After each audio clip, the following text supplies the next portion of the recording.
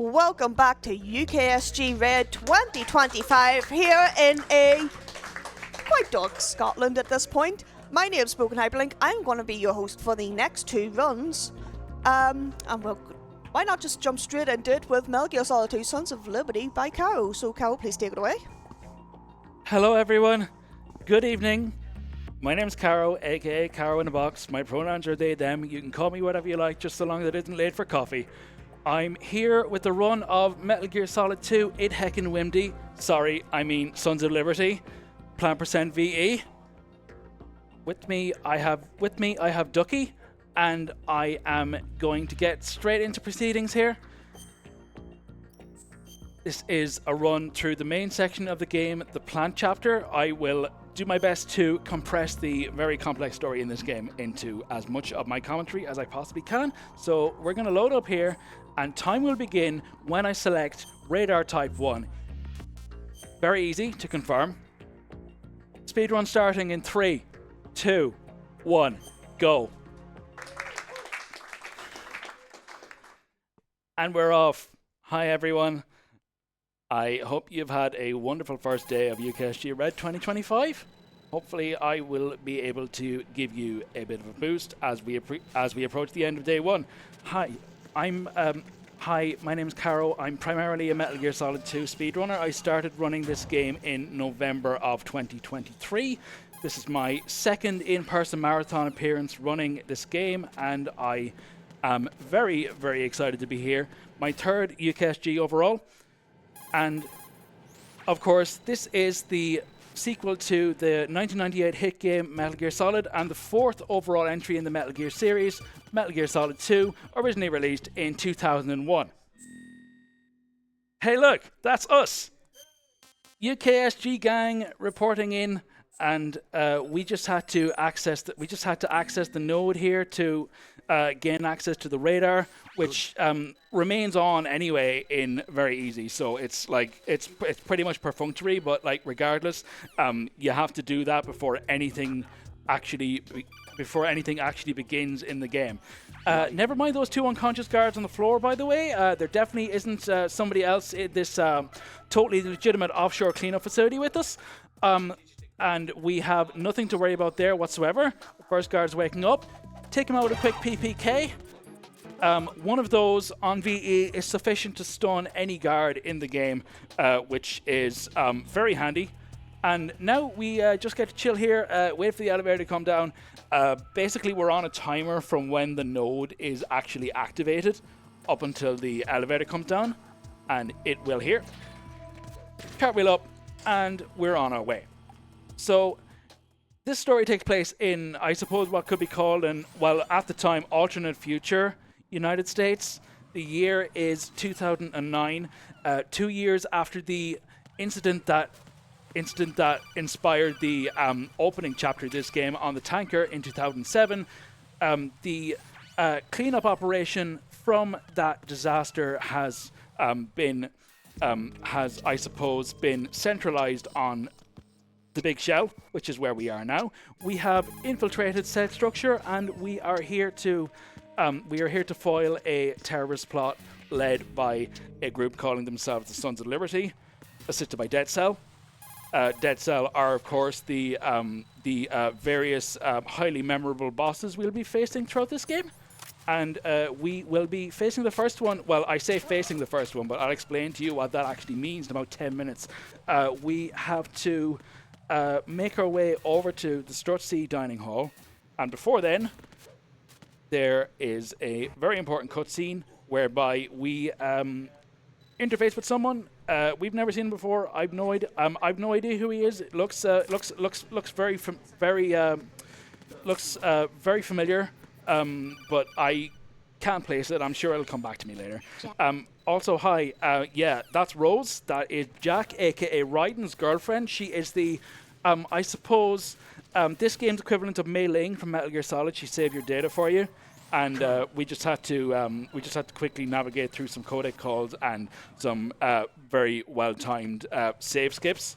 There are a few more of those we're going to have to do over the course of the game, but we actually are just coming right out the other end of a gunfight. Like SEAL Team 10 was absolutely obliterated. They came in to help us, but they got rocked by the first antagonist of the game we're going to have to face shortly.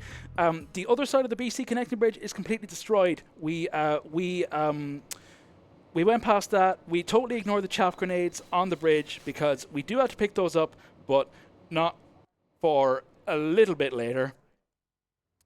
We're interfacing here with Peter Silman, a bomb disposal expert who's been drafted in to stop anything happening with the bombs that have been placed along the structure of both shells. 6 in shell 1, 6 in shell 2. Don't know who that is in the box. Certainly not me. Despite my current Twitch username being Carrow in a box, I am currently not in a box and will not be using box strats during this run. We have 6 to take care of. The first of them is in strut D. And interestingly enough, the location of the bombs, the location of the bombs actually corresponds to various mechanisms, I suppose, that you're going to encounter on your way throughout the game. Strut D, of course, opening the hatch here, reveals the bomb. Let you know that, of course, like hatches can be interacted with. So that is 1 of 6 down. We got spotted there, but regardless, that guard called in. So, like, if a certain amount of time passes whereby he doesn't call in, there is going to be a backup squad dispatched. So, regardless, that room pretty much proceeded as it should. Onto the DE connecting bridge. Hold down L1. Take a tight line here on the lower section of the bridge. The guard right above us. We're able to trank him, roll into him. No collision data on unconscious guards in this game, so that is something we make copious use of early game. Into the strut E parcel room. We have, I mean, I'm sure you can see there are various boxes there which we will not be utilizing, but we need to proceed on to the heliport. We have a cutscene here whereby we're stopped by Olga Gerlukovic, the leader of the Gerlukovic soldiers and the first proper boss in the full game run, but of course she's not properly interacted with here because this is plant only. Raiden is a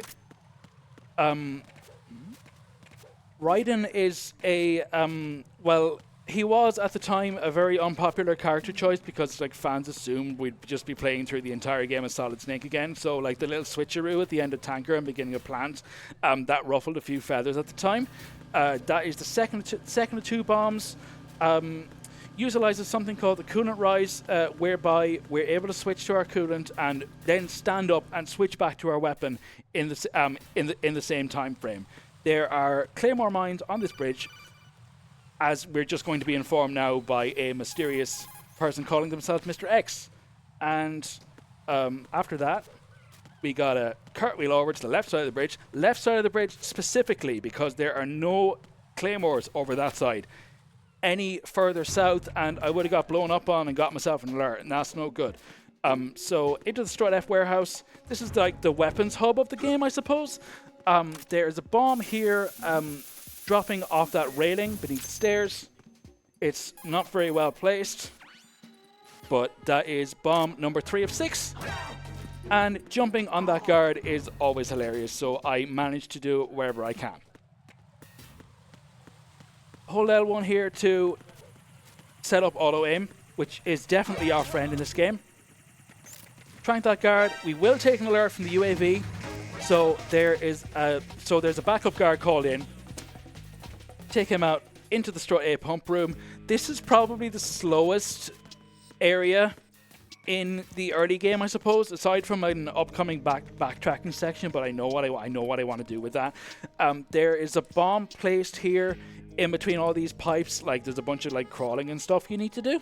So there is actually a faster way to get to this, but it's like pretty much like a pinpoint execution, and regardless only really saves you like 20 seconds anyway. So this is a beginner friendly version of the run, I'd like to think. So we don't actually implement that here. We just go around that way, pick up the ration, which I suppose becomes a mandatory ration, and then take care of the bomb as it is. That's number 3 of 6. Run over these stairs. Do not cartwheel over them. You will take fall damage. You're able to cartwheel downstairs, but cartwheeling up them is no good. And speaking of cartwheeling, a couple more of those. Avoid the guard. And as usual, like, we'd be able to get out of the room before he was able to call an alert anyway. Speaking of calling in, here's Rose. Very important codec call because it indicates that we are actually on the right path and 4 of the 6 bombs have been defused. Into strut B. I didn't get to mention it, but slight blood warning here. We're coming up again to I guess what was the scene of a massacre earlier. So if you're a little bit squeamish, I'll be done in about 15 seconds.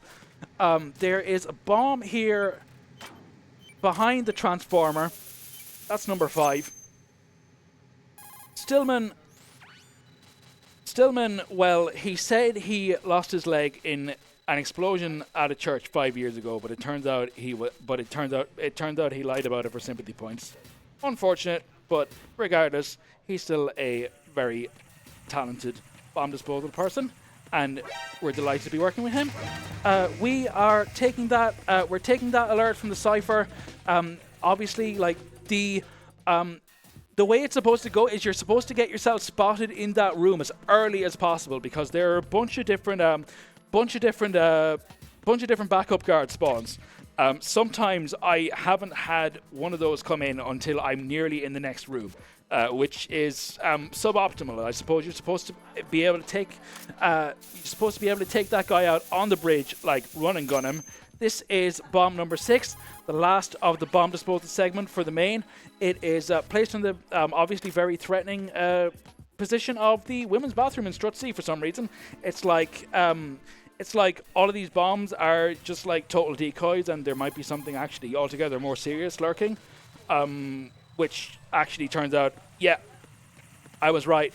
So we got 400 seconds to get to the bottom of the Strut A Deep Sea Dock, the area in which we started the game. We got a little bit of backtracking here, but there's no real rush. We've got the bunch of 7 minutes, and I imagine I'll be able to do it in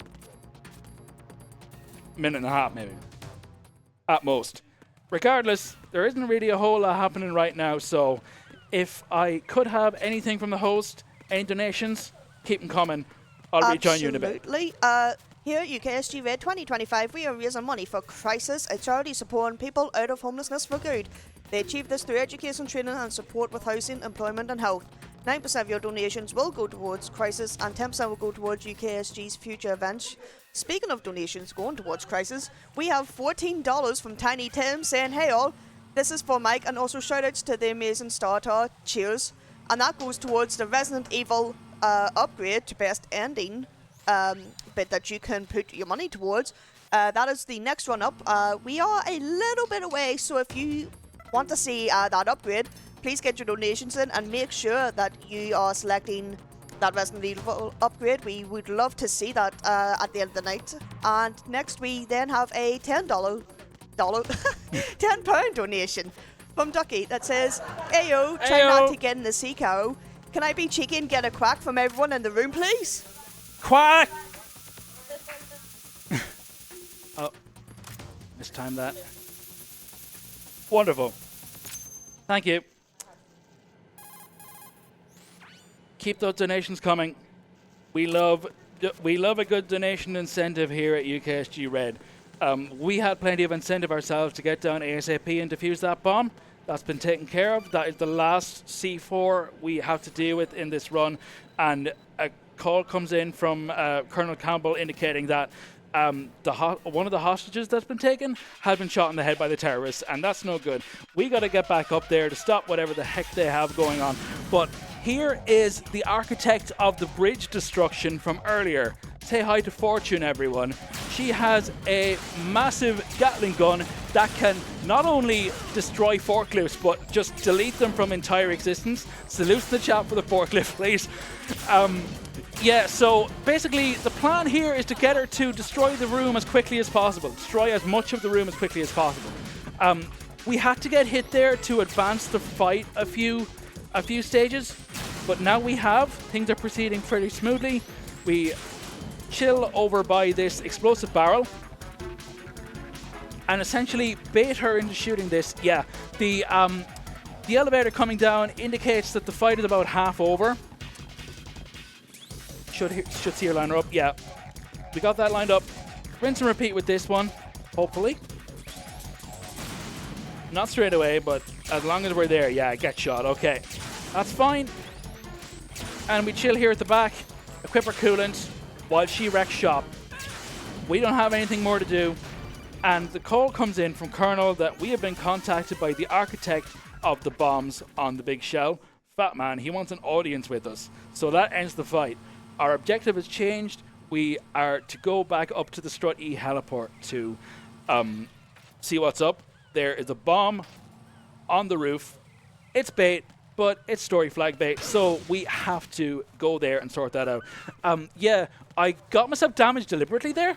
It may not look deliberate, but like basically I made sure I got myself blown into the chaff grenade so I could pick them up properly. We're gonna need those later on. I'll let you know when they make a reappearance. We re-equip our M9 here. We run across the bridge. Hopefully we don't get spotted by this guard at all. Yeah, we don't. Like, depending on your movement patterns, sometimes he sees you when you're like 2/3 the way across the bridge. Sometimes he just goes down the stairs, and he did that. Oh, whoops. Okay, shot him, but also got cartwheeled into. That doesn't happen very often, but regardless, we shake ourselves off, go again, run by that door, which is a level 3 door, indicating a keycard access that we don't have yet. So we're back onto the EF connecting bridge. There are claymores here, remember? And we just picked one up. It's good to run along the grills there because there are no claymores on the grills. You're basically free to run across them before rejoining the bridge proper into the Strut E parcel room. Quickly move up the stairs here, and we have a little bit of menuing setup to do, but regardless, we need to get to the actual roof first. We have plenty of time. We always have plenty of time. 500 seconds is more than sufficient on VE, and of course, our objective here is to go fast. So I'm going to go fast. Spray the coolant, and here's Fat Man. Fight starts. We proceed immediately to the right. Wait for him to come up. Shoot here twice. 2 headshots. He has 2 bombs placed. We switch back to the coolant. That's 1. He's coded to approach the area where you have last defused the bomb. So essentially we baited them over. Shot him a few times. 1 more headshot, and that's the fight. Fat Man is no longer with us, but beneath his corpse, there is a massive bomb that we have to deal with immediately. So we are going to do that right now. Get that done. We're done with those kind of bombs. Not all kinds of bombs, but those kinds of bombs for sure. We liaise with Lieutenant J.G. Pliskin, who looks familiar for some reason. I can't place exactly why. But we met him in the Strut B Transformer room, and we will be liaising with him throughout the game. Speaking of liaising with someone throughout the game, there is Mr. X, a.k.a. the Ninja. Not that ninja, a different ninja. Indicating to us that not all is as it seems here on the big shell, and in fact the structure is housing a brand new model of the bipedal weapon Metal Gear, the sequel, if you will, to Metal Gear Rex from 1998's Metal Gear Solid. We will be fighting a fair few of those a little later on, but for now we have to disguise ourselves as an enemy soldier. We have the uniform, the battle dress uniform, and we look pretty swag in it, but like we don't have weapons, so oops. Okay, that was exactly what I mentioned earlier. So we are gonna get some ciphers. We're gonna get some ciphers going in here. 2. Don't need to worry about that 3rd one. It's too far out to reach us anyway. Need to remember we have the SOCOM equipped here going in, and we are now in the Shell 1 core. Get a call from Rose. Got a minute? Indicating that there have been more. There's been more work done on identifying the body of what is supposedly Solid Snake, and they just confirmed that it was entirely different. So I wonder how that's going to play out shortly. But like we are in the Shell 1 core.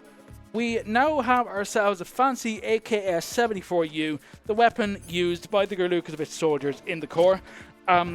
That elevator is the only elevator that lets you on immediately after you actually press the button.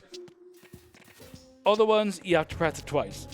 We're going to have to do that shortly. Speaking of other things we're going to have to do, we've been tasked with liaising with Richard Ames, one of the hostages in the B1 conference hall. We don't know what he looks like. Well, I do. But story-wise, we don't know what he looks like. All we know is that he wears a pacemaker, so we picked ourselves up a handy-dandy directional microphone. And now we're heading up to B1. You probably missed it earlier, but they have a biometric system. So, as the ninja says, nothing but the real thing will suffice. I wonder how we're going to get around that. Okay, we're on B1 now. Guard goes in. Gonna make sure I unequip. He comes out quickly. Okay, good. Yeah, we got a fast runner here. He obviously must know. He obviously must have been aware I was speedrunning this game. Yeah. So we're in now. We were able to hold that guy up to the biometric scanner, and we are now in said conference hall. We gotta find Ames. This is entirely governed by RNG, so we made sure to play this game after 10 p.m. Well, I mean, we were playing it after 10 p.m., but after 10 p.m., the optimal old beauty spawn in this room, and it means that finding Ames is a piece of cake, as you just saw. We did get a really good spawn position regardless, so that's good. That's Ames. We won't be seeing very much more of him. We need to re-equip our weapon, and that's Ames dead, by the way. 07 in chat. Alright, our disguise is blown. We gotta re-equip our M9. Take this guy out. You don't wanna, you technically could go all gung-ho with your AK, but like, you don't wanna get an alert here, because in the alert phase, the elevator locks down until it proceeds to the evasion phase, and well, I mean, that's a time loss. We don't want that. So we proceed out of the Shell 1 core. Duck behind this guard here. Pick up some more M9 and SOCOM ammo just for GP, and find ourselves back out on the EF connecting bridge. We have another weapon to pick up. It's a little bit heavier weaponry than what we're used to, and we need it for something very important shortly. It is a returning character from Metal Gear Solid 1. Returning character from Metal Gear Solid 1. I wonder why that's going to be relevant very shortly. Okay. So into the warehouse, hang a right down here. Avoid that guard, hopefully. Pick ourselves up a nice little PSG-1 sniper rifle. We're going to need that for two very important segments in this game. One is coming up shortly. Find ourselves back in the EF connecting bridge. Because of the fact that that one claymore I got earlier was removed, we're able to do that. Just run straight across the bridge, nip onto the grills, and nip off, and no damage caused whatsoever. So we're back in the parcel room. We take the southwest route out of the room, avoiding that guard. He's too far away to see us anyway. Onto the DE connecting bridge. There's a guard above us, and there's a guard below us, but neither of them are going to see us because we're just way too quick like that. Job done. Back into the Strut D sediment pool, and we need to take the exit to the north, which we could not access previously because we have ourselves a level 3 keycard, and that is what's required to get onto the Shell 1-2 connecting bridge. So now we've been tasked with meeting up with President Johnson, and we have a lead on his location, but the problem is there are several sets of Semtex sensors, 6 sets of Semtex sensors specifically. Try saying that 5 times fast. I'm going to miss that. 6 sets of Semtex sensors Oh, no, I'm going to miss that. I'm probably going to need some quiet time for about... Yep, got it. Okay, there we go. 6 sets of Semtex extensions on the bridge. We need to take all of them out. 3 of them there.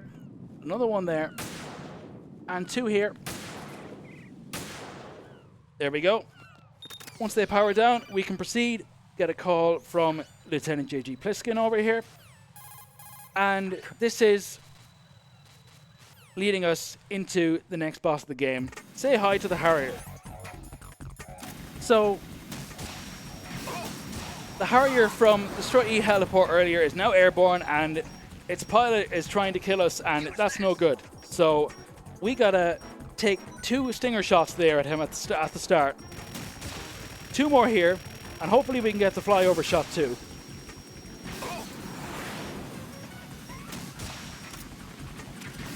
We could. Excellent. Okay. Pick up a ration there just in case we need it. Pliskin drops ammo here and there. Harry's going to do a flyover shot. I think we missed that.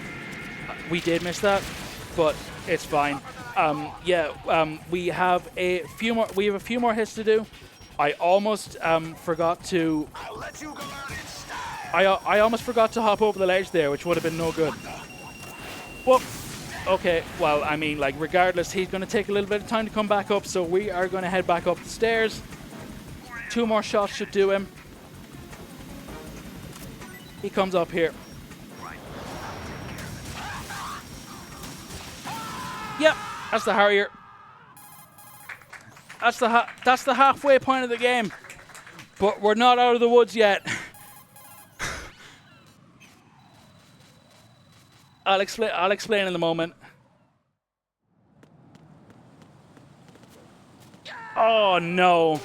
Whoops. Raiden obviously decided to take a different route. So we are gonna run that straight back. I will keep an eye on my footsteps this time. Oh, got it. Second time the charm. There we go.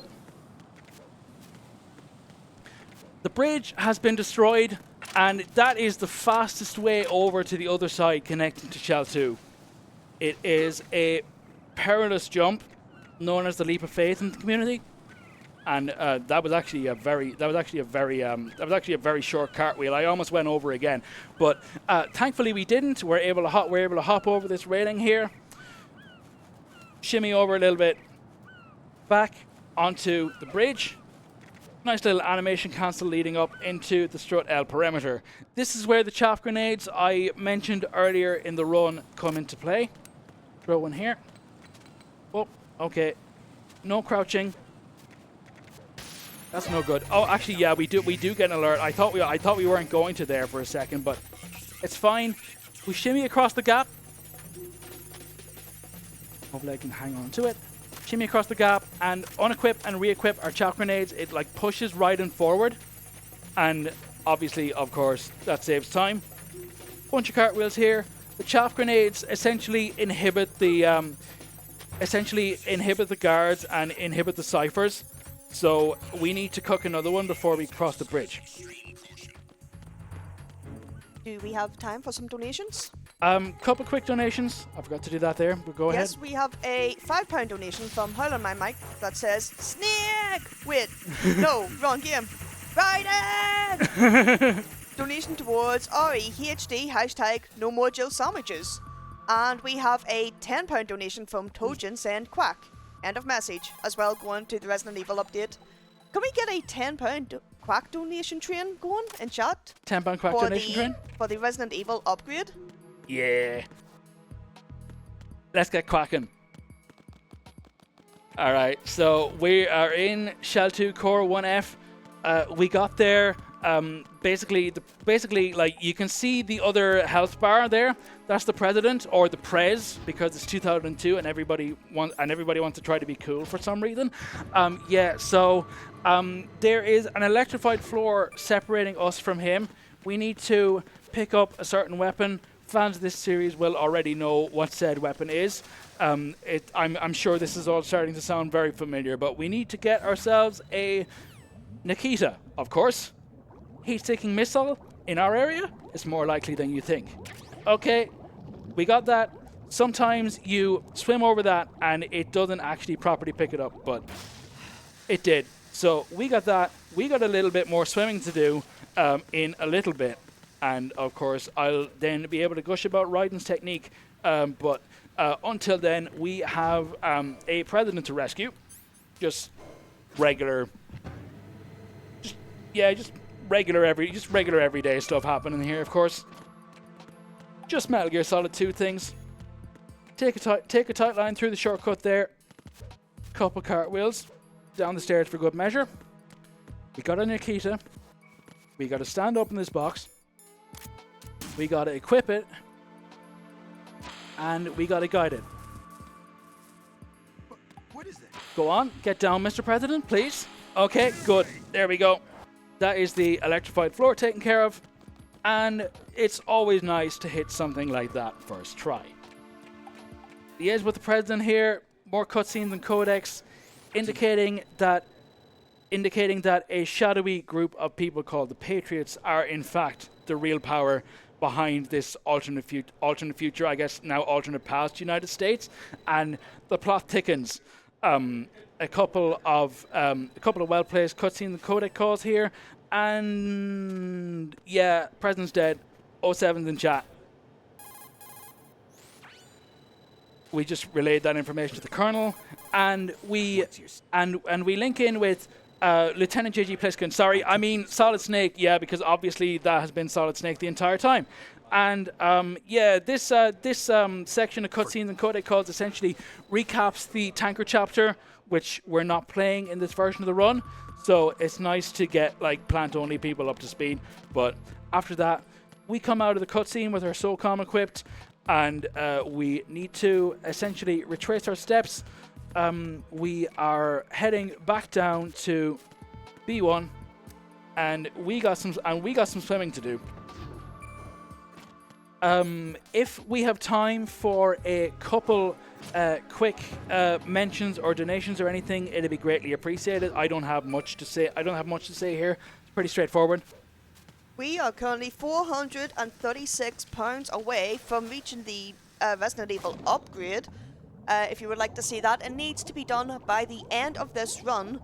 So if you wish to do that, you can either use !donate, you can use one of the panels down below the stream, the red one that says donate, or you can simply type in donate.uksgmarathon.uk, get your donations in, folks. We want a bit extra of Resident Evil, a little bit longer UKSG, as this will be the last run of the night before we go on to our VODs. So if you want the event to go on a little bit longer, just live, make sure you get them in, and make sure you do select the Resident Evil bid when you do so, or else it will not count. Thank you, appreciate it. Get those bids in, everyone. A little bit more UKSG is always a good idea.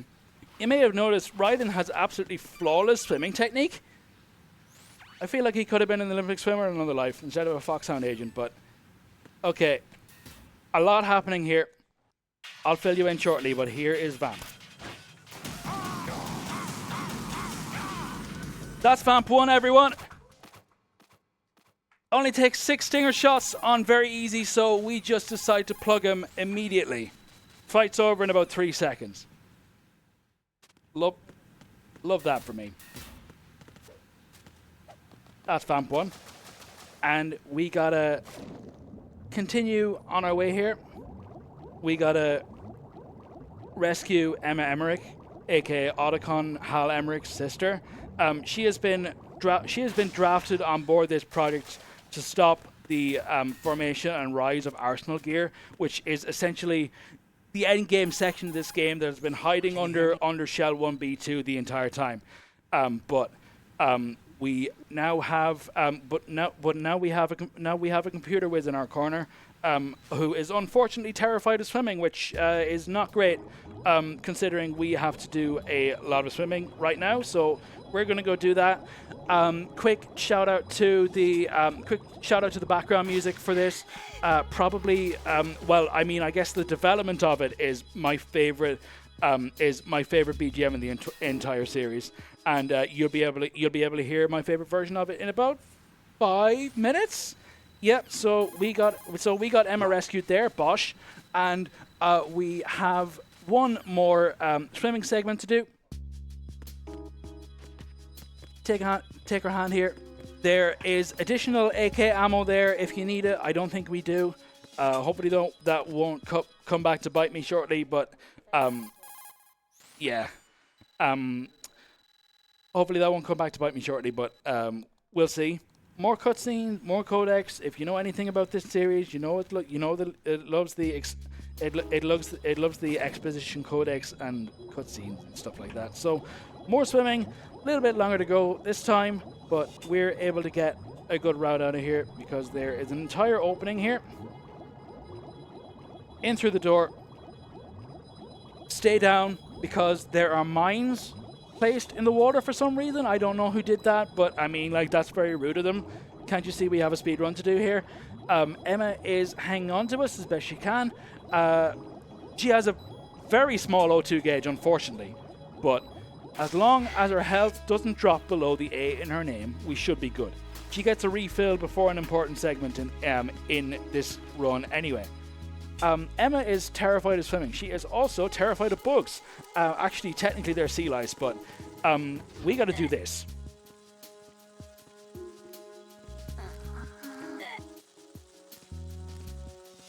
The straightforward way would be to blast away the bugs, the sea lice, with your coolant, but I mean, like, that takes about maybe 30 seconds. The choke and drag method takes about maybe 15. Speaking of dragging, we got to take Emma's hand here. And this can be a very tricky room. Shell 2B1, when you come back up, has 3 guards in very important positions. We got to take that guy out immediately. This is now the evening of April 29, 2009 in the story, and I mean, he'd been patrolling all day. Obviously, he was pretty tired, so we put him down for a nice nap. Guard number 1 is dealt with. Guard number 2, who you can just see spawning in the radar there. That's him. And the third one, I'm not going to risk anything with, because if he gets a quick call-in line, we are 100% screwed for ways I will explain in a minute. At this point in the game, and I should know, I mean, I've run this game so many times at this point. At this point in the game, in this room specifically, if you get an alert and the backup team comes in, they respawn pretty much infinitely. So you have to return to the elevator and reset the room, which is a massive time loss. We don't like that. So to save time, we took out that third guard.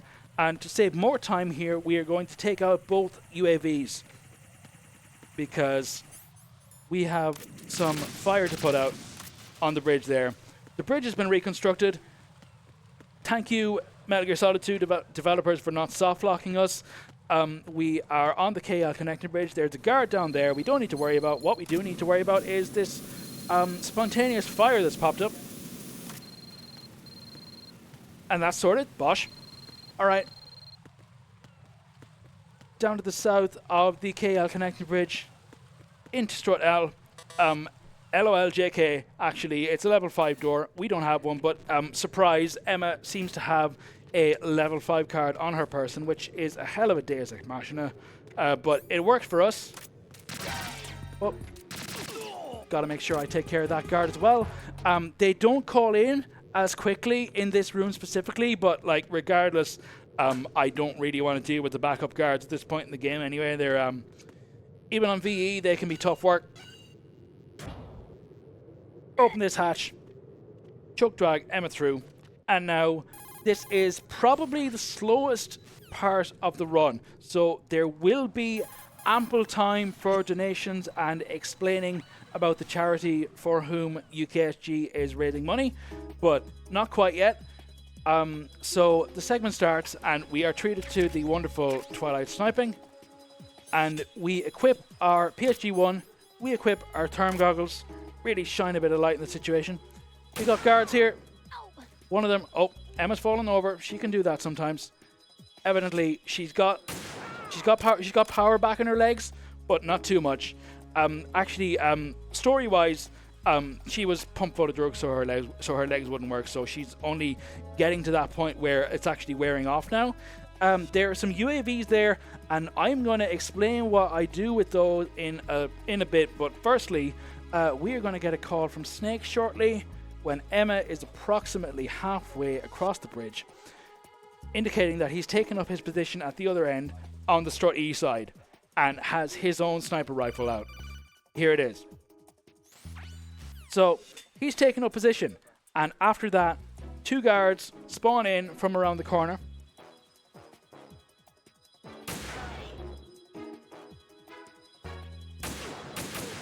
Okay, 3 shots will do him. All right. Okay, good stuff. All right, so we have time, but before I ask host to chip in with anything, these UAVs, every potential miss shot I make, because I'm not too good a marks person. Every potential miss shot I make on these, which I've already made one, I'm going to donate an additional £2 to Crisis. I chipped in 25 at the start of the marathon. That's 4. So an additional £4 to Crisis from me. Could be more depending on how these go, but for now I'm gonna throw it over to the host for any potential additional donations. 6 and 8. Any potential additional donations and information about the charity for whom we're raising money. Over to you. Yes, we have a £10 donation simply from George with no comment. Thank you very much. That is going towards Crisis. They do a lot of stuff for the homeless, especially during Christmas time. As we know, Christmas has just passed, and it can be a very hard time for those who are suffering from homelessness. But at Crisis, the Christmas team works year-round to enable a huge volunteer effort in centres around the UK to provide warmth, companionship and vital services to people facing homelessness at one of the toughest times of the year. Crisis at Christmas opens hotel spaces to guests, providing a warm bed and a room of their own, 3 meals a day, health, support and advice. This Christmas they worked with over 6,600 people facing homelessness through their Crisis Skylight centres across Britain and day centres and hotels in London. Wonderful, thank you. So as you can see, I missed a couple more shots there. More money going to charity. More money going to charity. 2 guards spawning in there. Take that one out up top, and just regular 3-shot that guard. Emma is most of the way over the second bridge, and we have a little bit more to go here. More UAVs to take care of. There's one. I have an additional £12 to Crisis coming later on. I wonder if that total is going to go up any further. Here is said UAV. I wonder if I can do the cool thing. No, I can. Oh no, I didn't do the cool thing, but I got it anyway. 1 shot from a PSG-1 on the body or the camera blows them up immediately. I always have a tradition where I try to camera shot the last one, so that is going to come around a little bit. Emma is just heading around the second structure here, second part of the bridge. She's almost there. We've been tasked with getting her to shell 1 core so she can inject Arsenal gear with a virus that will hopefully stop it in its tracks. We have a little bit. We have a little bit more dead time here, unfortunately. So, anything further from our host? We got about a minute. Yes, as well as providing support during Christmas, Crisis also provide welfare benefits support. Advisors provided guidance to staff working with members and sometimes to members directly on benefit-related issues. This includes answering questions and queries from Crisis staff about welfare and benefit issues members are facing, provided training and resources and representation in complex cases like appeals and tribunals. Thank you. 16. Yeah. Okay.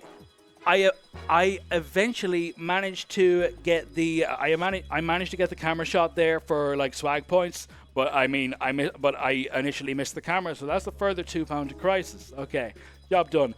Emma is mostly overweight. mostly on her way over the bridge, and surely nothing potentially catastrophic is going to happen to her, like, almost immediately? No, absolutely not. Psych. Here's Vamp. Vamp 2. He was not dead. We did not kill him, and we definitely did kill him there. It's not like he's going to reappear in a future game in the franchise or anything. One headshot on VE with the sniper rifle is enough to take him out. Alternatively, you can shoot him 6 times in the leg. For whatever reason, it's 6-shot strategies for both boss fights on VE, which I think is a nice little bit of symmetry. But unfortunately, in much worse news, Emma has been stabbed, and we are racing the clock to get to Shell 1 Core, where she is hopefully going to be able to save the day. Equip our AK. We have a last triptych of UAVs to deal with here. There's one. It's now sunset. It looks nice. There's 2. And 3 we just take out like this. Head across the bridge. There are more collapsing platforms. The reason why most runners won't try taking out that cipher while they're running across the bridge is because if you get shot and you fall and you die, you respawn immediately back at the Strut E parcel room, and that is a massive time loss. We don't want that. So we're in the Shell 1 Core now. Bunch of cutscenes, bunch of codecs, a lot of stuff happening as we enter the extremely dramatic Act 3 of this game, in which we are seemingly double-crossed by Solid Snake. We thought he was our homie, but apparently he's got some kind of double agent kind of thing going on. Speaking of double agents, we're going to meet someone who has an even more in-depth level of backstabbery and nonsense going on shortly, but this is our first time properly meeting the big bad of the game, Solid Snake, aka George Sears, the former president of the United States, and also Raiden's adoptive father. Yeah, he's got a lot going on. Raiden doesn't seem to think very much of that, as we can see. He's got snarms, and we are going to be dealing with those snarms a little later on. That was actually a primer for a later torture segment, but on VE, it's actually really not that much of an issue. Anyway, turns out Olga Golukovic has been on some kind of triple agent nonsense this entire time. We are currently restrained. Can't do anything to stop that body shot from Olga. And on VE, it doesn't do a whole lot of damage. But like as you scale up the difficulties and you get to European Extreme, that shot does a third of your health. So the very scary guards in the next room kill you in 2 hits. It's not a good time. We are also extremely naked, which is not a good time. But we have lost none of our sick cartwheeling ability, you'll be glad to hear, as we proceed into Arsenal gear. Intercept this totally normal codec call from Colonel Campbell. Totally normal Colonel Campbell. Absolutely nothing nefarious going on whatsoever. Second one here, just as we take the stairs. Told us to turn off the console. We better not do what he says. I'm not going to do that. Okay. So as you may have noticed throughout the game, the green codec calls are optional. The red codec calls are mandatory and will come in regardless. But like there are a few like optional yet mandatory ones coming in. I'll explain what I mean in a little bit. We proceed into the ascending colon here. Immediately take the first call once the door closes. A bunch of randomly generated codec calls from the Colonel here, who it turns out actually has been an AI the entire time. I know, we've been lied to. Horrible scenes. After the third codec call, that happens. Don't ask me why. Number 4. We don't get... It doesn't look like we're going to get a particular codec call I was hoping we'd get. We'll see, actually. Oh, actually, he said it, yeah. Okay. He said, honestly, though, you've played this game for a long time. Do you have nothing else to do with your time? He just called out the entire speedrun community. That's rude. Don't like that. Dramatic co at Rose. We are reunited with Snake. We get our gear back, and we also get this handy-dandy high-frequency blade. We are just able to stand here, and that's not the wind you're hearing. At least I hope it's not the wind you're hearing. That is just the corridor ambience. We need to wait. We need to chill here for about another 35 seconds or so. This is a section for newer players to familiarize themselves with the blade, but it's like we only really needed to do one thing, so we just get to stand here for a little bit. Any time for any quick donations? I would just like to mention that we thank BSG for their support with this marathon.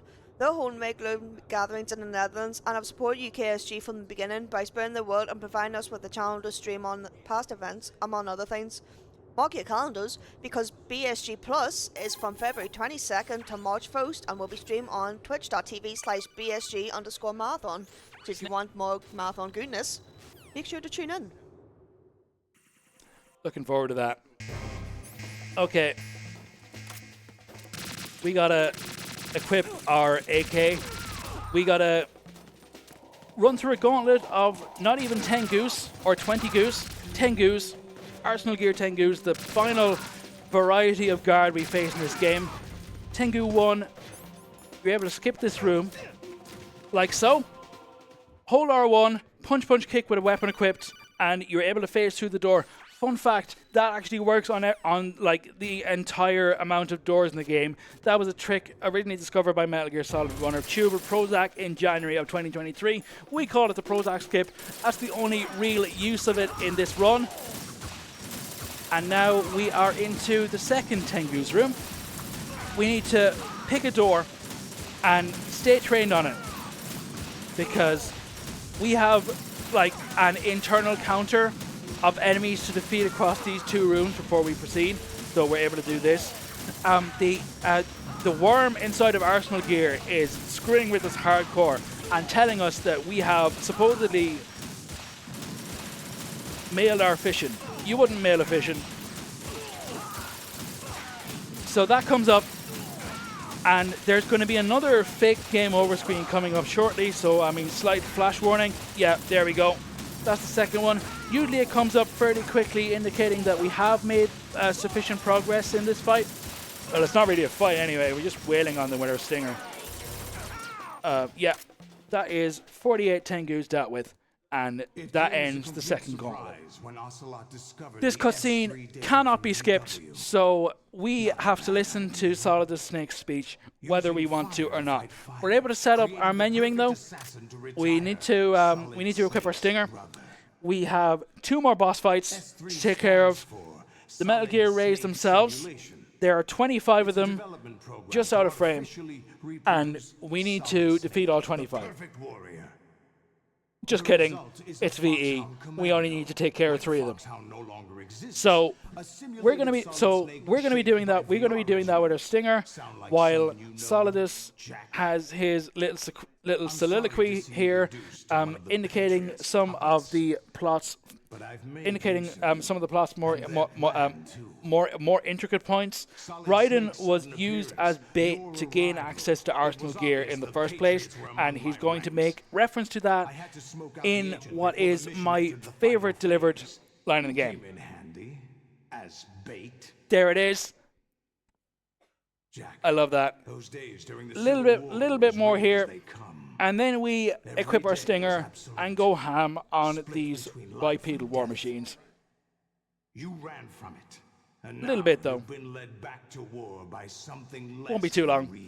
As soon as the fight starts, well, just crouching there for good luck, I suppose. As soon as the fight starts, equip our stinger, knee shot, headshot, get out of the way. Ray 2 will immediately come on stage, rinse and repeat.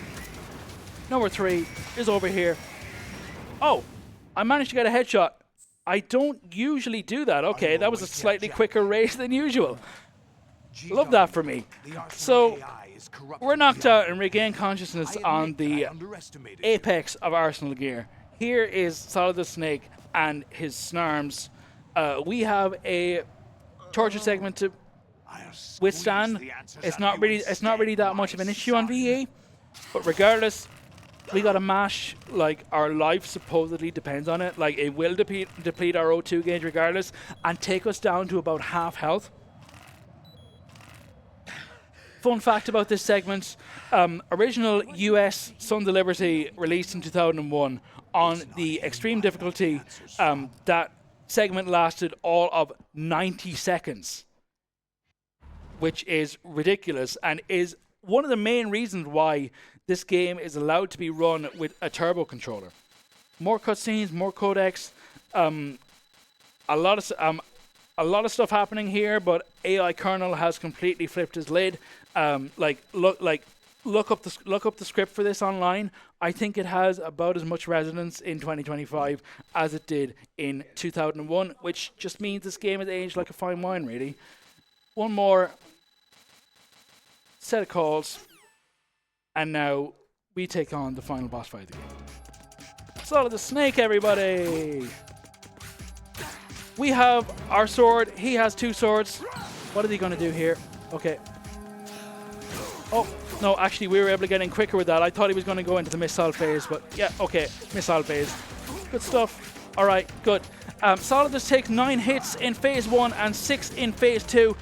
Just a quick cue. Time is coming up in about 30 seconds or so, if I can play this right. All right. He sheds his snarms and doubles his speed. We need to be ready for him.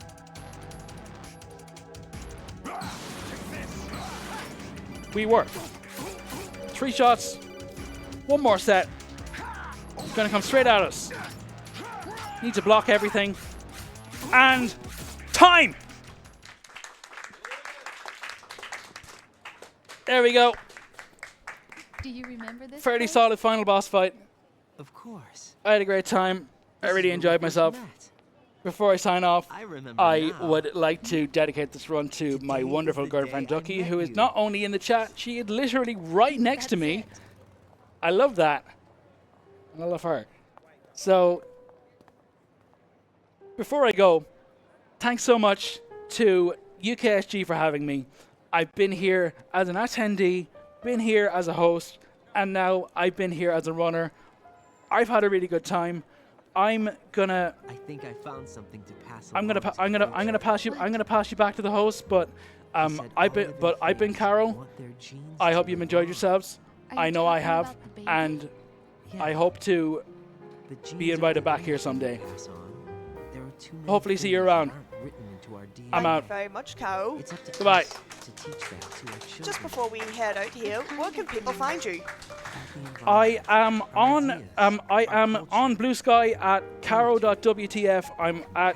I'm at twitch.tv/Carrow in a box for now. Those are my main two social media platforms. So you can find me there to keep up with my speedrunning exploits, and of course, any support you could give me would be greatly appreciated. Thank you so much.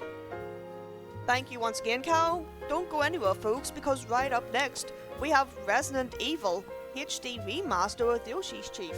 And it's going to be the last one of the night live, so make sure you stick around. It's the last one. Why not?